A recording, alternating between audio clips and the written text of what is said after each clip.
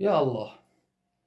بخصوص المعمم الأمريكي الدجال آيات جمال الدين.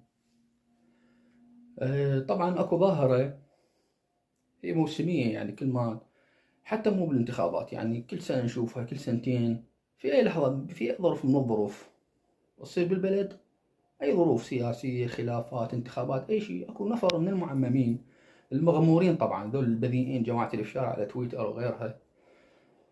نشوفهم يعني من خلال تجوالهم، منشوراتهم، تحركاتهم، يدورون على الشخصية الأكسباير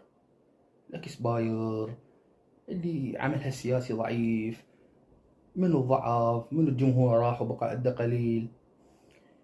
هذا يجون يرفعون معنوياته لأن هذا كان متعلم على الجمهور ومتعلم على المال السياسي ومتعلم على كذا.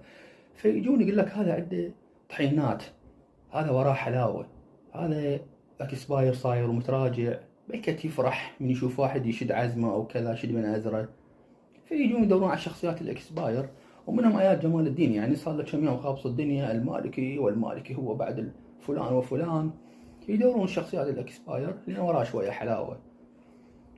على أي حال، طبعا لمن لا يعرف آيات جمال الدين، آيات جمال الدين هو العمامة الثانية بعد المبقور العميل مجيد الخوئي، اللي استعان بالقوات الأمريكية المحتلة باقتحام مرقد الإمام علي عليه السلام ومحاصرة النجف، ودخل معهم بالنجف بالدبابة الأمريكية، وراح كسر بيت بكيفه، سواه مقر هو وأفراد من أسرته، والأمريكان يباتون ببيته. وتعرفون الأمريكان من نظاراتهم الخارقة للملابس. آيات جمال الدين هو العمامة الثانية بعد مجيد الخوئي اللي سوى هذا الشيء. استولى على بيت ببغداد، بيت فاخر، وادعى أنه يتعرض للتهديدات من جهات إيرانية وجهات عراقية، وراح خلى له قنبلة ببيته، فجرها بالحديقة وقال أنا مهدد. واعتقد الأمريكان في وقتها أنه هذا راح يصير له صيد وينعرف، فوفروا له قوة من الحماية. القوة من الحماية وين؟ مو بس نقطة التفتيش برا براس الشارع، نقطة الحماية سوت خيم بالحديقة، وسوت موقع بالسطح.